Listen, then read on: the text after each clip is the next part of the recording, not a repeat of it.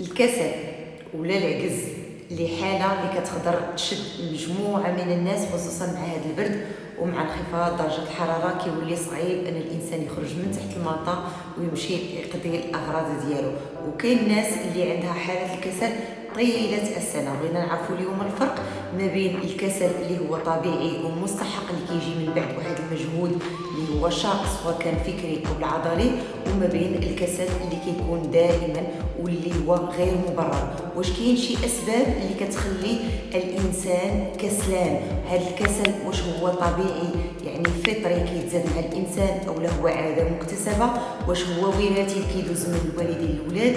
كيفاش نتغلبوا عليه بطرق عمليه وتطبيقيه وسهله ونتخلصوا من الفوضى ومن تانيب الضمير ومن هذاك عدم الراحه النفسيه اللي كنجنيوها من العجز ولا من الكسل؟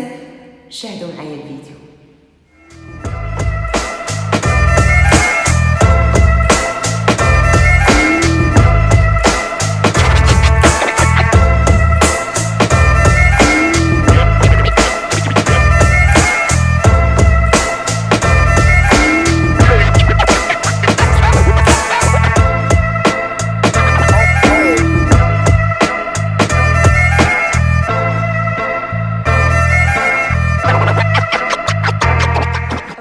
غادي نحاولوا خلال هذا الفيديو اننا نشرحوا ونوضحوا مجموعه من المغالطات اللي كيقدروا يوقعوا فيها بعض الناس. اذا اول شيء خصنا نعرفوا الكسل او كما كنسميوه بالدارجه المغربيه العجز هو صفه ماشي فطريه، يعني ما كيتزادش بها الانسان وانما هي مكتسبه تماما بحال جميع العادات السلبيه. الكسل واش وراثي؟ نعم ولا لا؟ لا، الكسل ماشي وراثي، ولكن الا تزادوا ابناء في وسط عائلي اللي كيكونوا فيه ناس اللي هما كسلانين سواء الوالدين او الخوت او الخواتات، كيكونوا هذوك الابناء عندهم بلوس دو شانس انهم حتى هما يكونوا كسلانين، فهاد الطاقه كتكون معديه بين الناس. الكسل هل هو مبرر دائما او لا غير مبرر؟ اذا هنا عندنا جوج ديال المصطلحات غادي نفرقوا ما بين اشنا هو الكسل وما بين اشنا هي الراحه. الراحه هي اللي كتجي من بعد واحد المجهود كبير بذلته. اذا هنا ملي كيشدني هذاك الكسل راه هو بطبيعه الحال هو واحد الكسل طبيعي لانني عيان ومن حقي انني نرتاح وانني نعس وانني ربما ندوز واحد النهار ما كندير حتى شي اكتيفيتي. اما الكسل هو انه كيكون عندي بزاف ما يتقضى، كوزينتي مرونه، قرايتي محطوطه ما دايره حتى شي حاجه، الخدمه معرمه محطوطه ما كندير حتى شي حاجه، ما كنقدر ندير والو. هذا هو اللي كيتسمى الكسل واللي هو غير مبرر. وبطبيعه الحال النفس راه هي كتميل للكسل، يعني ان الكسل محبب للنفس وكيعطيها واحد المتعه، ولكن هذيك المتعه للاسف كتكون لحظيه وكتجر معها الم اللي هو دائم، كيف ما قال الرسول صلى الله عليه وسلم انه اعوذ بك من العجز والكسل. إذن هنا كنعرفوا بانه حاجه اللي هي غير محببه وحاجه كنستعدوا بها باش نتخلصوا منها. علاش؟ لان عنده مجموعه من العواقب. من اول هذه العواقب وهو ان الانسان كيولي يعيش في واحد الفوضى، ما كيبقاش يحقق الاهداف ديالو، كيبقى مستاغني في هذيك منطقه الراحه، ما كيخرجش من لا زون دو كونفور. داكشي اللي كيعرف ليه كيبقى غير هو. علاش؟ لانه ما قادرش يبذل واحد المجهود باش يزيد مثلا انه يحقق اهداف اخرين ويزيد يطور من نفسه، وبالتالي يزيد حتى من الراحه ديالو. مثلا واحد السيده اللي عندها قدرات ماديه على انها تشري سياره، ربما كيجيها العجز على انها تدوز البيرمي باش توصل وليداتها كل صباح للمدرسه، وبالتالي اشنو كيوقع؟ دائما كيفيقوا مع 6 الصباح باش كيبقى يجي الترونسبور يهزهم في عوض ما هي تخرجهم حتى 7:30. اذا هنا هذه الام ما قدرتش تخرج من منطقه الراحه وتحقق واحد الراحه اكبر. علاش؟ لانها شدها الكسل. الكسل كيقدر يعطينا واحد الحاله من تانيب الضمير لاننا ما كنكونوش مرتاحين وما راضيينش على نفوسنا، وكيف ما قلت نقدروا ندخلوا في التاجيل والمماطله. يعني عندنا اشياء اللي خصنا نديروها اليوم، خاصني نتقدى، ماكينه خاسره خاصني نجيب ليها معلم، خاصني مثلا نخرج وليداتي، كنبقى كنأجل وكنماطل، وهذا بطبيعه الحال ما كنكونش راضي عليه تماما، وهو عاده يعني كتم غاديه وكترسب فينا.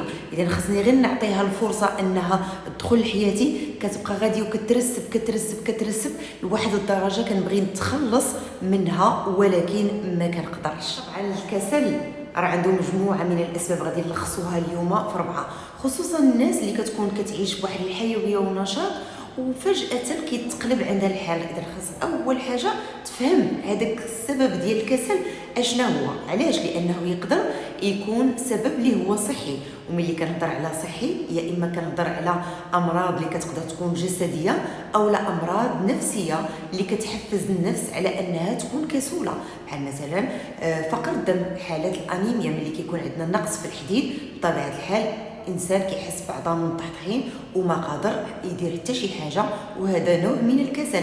الناس اللي عندهم واحد العوز غذائي اللي عندهم نقص في الفيتامينات مجموعه باء، الناس اللي عندهم مشاكل في القلب، وطبعا الاضطرابات النفسيه. راه الانسان ملي كيكتئب او ملي كيكون عنده ضغوطات في الحياه ومشاكل في الحياه ما كيبقاش يحمل لا يخرج لا ينوض من فراشو ولا يدير اعمال لا يدير حتى شي حاجه، وحتى هذا نوع من الكسل. اذا هذا هو السبب الاول اللي هو سبب صحي. كاين السبب الثاني اللي هو سبب اللي هو سلوكي. هذه الاسباب السلوكيه كتقدر مثلا تجلى بحال مثلا منين كنسهروا بزاف، ما كنعسوش مزيان، ما عندناش واحد عاده ساعات النوم اللي هي منظمه. بطبيعه الحال كل نهار كنسهروا ما كنعسوا حتى لجوج الصباح ولا 3 الصباح، سي نورمال ان في الصباح غادي نلقاو روسنا عيانين وما قادرين نديروا حتى شي حاجه.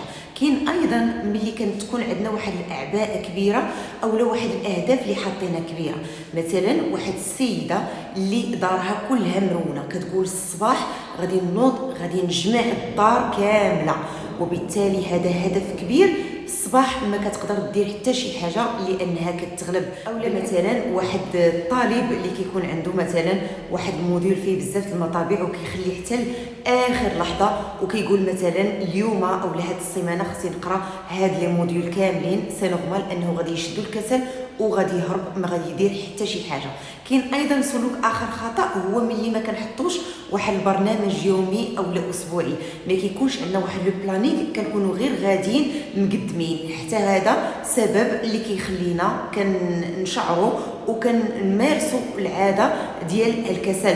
مثلا واحد الويكاند اللي ما حطيتش ليه واحد لو بلانينغ سي نورمال انني ما كندير فيه والو، ما كنتقدى داكشي اللي خاص الدار، ما كنزور الوالدين، ما كنزور الاحباب، ما كنخرج نتنفس. علاش؟ حيت من البدايه ما حطيتش واحد البرنامج يومي. كاين الاسباب الاخرى اللي هي اسباب كيف ما هضرنا عليها في البدايه، الانسان كيكون عايش واحد البيئه كسوله حتى هو عنده حظوظ اكثر انه يكون كسول. كاين ايضا عامل درجه الحراره، ملي كتكون ارتفاع في درجه الحراره بحال مثلا في الصيف سي نورمال انه الانسان كيحس براسو مرخي وما قادر حتى شي حاجه. كاين ايضا البطنه تذهب الفطنه، الناس اللي كياكلوا بزاف وخصوصا الاطباق اللي كتكون كبيره ودسمه وكيكون هذا السلوك دائما معهم حتى هما كيحسوا بالكسل. وعاد كاين المعتقدات السلبيه الشعبيه، يعني واحد الافكار اللي كتكون ترسخات في عقلنا الباطني بشكل لا واعي. بعض الامثله اللي كتقدر تشجع وكتحبب الكسل الى النفس بحال مثلا اللي زربوا ماتوا، لا زرب على صلاح، اللي ما دارت اليوم غدار غدا. اذا هادو معتقدات اللي هي خاطئه وكتخلينا نتصرفوا وفق سلوكات اللي حتى هما خاطئه. نجيو للحلول. الا انا كسلان وصعيب عليا انني نتخلص من الكسل، هادو حلول عمليه وتطبيقيه وسهله غادي تخلصكم ان شاء الله من هذه العاده السلبيه. واول شيء وهي انه الانسان يكون مدرك بانه كسول، يعني ما يبقاش يسب بها في الاخر او يسب بها في الوقت ما عنديش الوقت او الوقت مزاحم او ما عنديش الكانه او ما عنديش المورال، يعني يعترف بان المشكل فيه هو. السبب الثاني وهو انه يتاكد بانه ما مصاب بحتى شي مشكل صحي اللي سبب عنده هذا الكسل، وهذا ما يمكن يعرفه الا ما دار مجموعه من التحاليل ومشى عند الطبيب ديالو. ثالث حاجه ملي كنحيو السبب الصحي، يعني ما عندنا لا مشكل جسدي ولا مشكل نفسي، اذا خصني نبدا نشوف هذوك السلوكات ديالي اشنو ممكن نبدل فيهم. واول حاجه وهي انه دائما الاعباء اللي كتكون كبيره او الاهداف اللي كتكون كبيره دائما نقسمها لديطاش اللي هي صغيره اللي كيسهل عليا انني ننفذها. كيف ما ذكرت في المثال في الاول، السيده اللي دارها مرونه وكتقول غدا غادي نجمعها وما كتقدرش، سي نورمال عادي. اشنو خاصها دير؟ خاصها تقسمها لاهداف صغيره. اذا غدا غادي نجمع الحوايج ونحيد الوسخ ونطوي البلاكارات، بعد غدا غادي نجمع الصالون، الكوزينه ربما غندير فيها يومين، وهكا غادي تلقى نفسها بانها تخلصات من الكسل. كاين ايضا البرنامج اليومي او الاسبوعي، دائما نكونوا عارفين غدا اشنو غنديروا. التدريج هو مطلوب. واحد العاده اللي ترسبات عندك اللي سنين هذه راه ما يمكنش انك تخلص منها دفعه واحده، والا غادي تجيب واحد النتائج عكسيه. مثلا واحد الانسان ما عمره ما دار رياضه، نهار الاول كيمشي كيدير ساعه ولا جوج ديال السوايع ديال الرياضه، اشنو كيوقع ليه؟ كيعيا والعضلات كيعيا وكيتعبوا، وبالتالي ما كيبقاش يعاود يمشي يدير السبور. علاش؟ لانه مشى دفعه واحده. بالعكس خاص بشويه بشويه التدريج. حاجه اخرى اللي هي مهمه، وهي دائما انني نكون عندي واحد الحوار مع النفس ديالي. هذه ماشي غير في الكسل، وانما في العادات السلبيه كامله اللي بغيت نتخلص منها. دائما نطرح على نفسي مجموعه من الاسئله. علاش انا كسلان؟ امتى وليت كسلان؟ اشنو غادي ينجني من هذا الكسلان؟ كيفاش هي حياتي وانا كسلان؟ اشنو نقدر ندير اليوم انا باش نبدل هذه العاده السلبيه؟ اذا دائما اليقظه الذهنيه دائما طالعه، ودائما كنكون مراقب افكاري ومراقب سلوكاتي بطبيعه الحال، الا بغيت نعيش واحد الحياه اللي هي مرتاحه، واحد الحياه اللي هي طبيعيه، واحد الحياه اللي محققه فيها النجاح ومحققه فيها جميع الاهداف، وبالتالي كنكون راضي على النفس ديالي. ايضا كاين عاود واحد الحل اولا واحد لاستيس، وهي اننا نغيروا طاقه الجسم. اذا ملي كنكون في شي بوزيسيون وكنحس بانني كسلانه، كنبدل هذيك لا بوزيسيون. الا انا مخشيه في الفراش وتحت المنطقه وكنحس بالكسل، ما حدي انا تحت المنطقه، راه بطبيعه الحال غادي نبقى نحس نفس الاحساس. وبالتالي اشنو خصني ندير؟ خاصني نخرج من تحت المنطقه. الا انا متكيه وكنحس بالكسل، لابد انني نجلس، كنبدل لا بوزيسيون وكنبدل حتى لا بوستور ديالي باش كنحس شويه بالحيويه والنشاط. كنت جالس بشكل عادي وحسيت بالكسل، خاصني نوقف. كنت واقف، خاصني نخرج نتمشى. اذا كنبدل طاقه المكان. وطبعا كيف ما قلنا انني نبعد على الناس اللي يمكن انهم يعادوني بالكسل. ننظم ساعات النوم، نحاول ما امكن نعس دائما قبل 12 الليل، ونعس واحد 7 حتى ل 9 ديال السوايع يوميا الا بغيت حتى انا نوض بواحد الحيويه وواحد النشاط. نراقب الغداء ديالي، الجوده، اذا لا كاليتي، يعني يكونوا اغذيه اللي كتزودني بفيتامينات اللي فيها الحديد، ناكل الخضار، ناكل الفواكه، ناكل القطاني، نوع الاغذيه ديالي ما امكن، وندير الرياضه. فالرياضه من اهم الاشياء اللي كتخليني كنحارب الكسل. الى عجبكم الفيديو بارطاجيوه مع خوتكم، وما تبخلوش عليا بالتعليق وتابوناو. مازال لهذه القناه فهي مازال محتاجه للدعم ديالكم.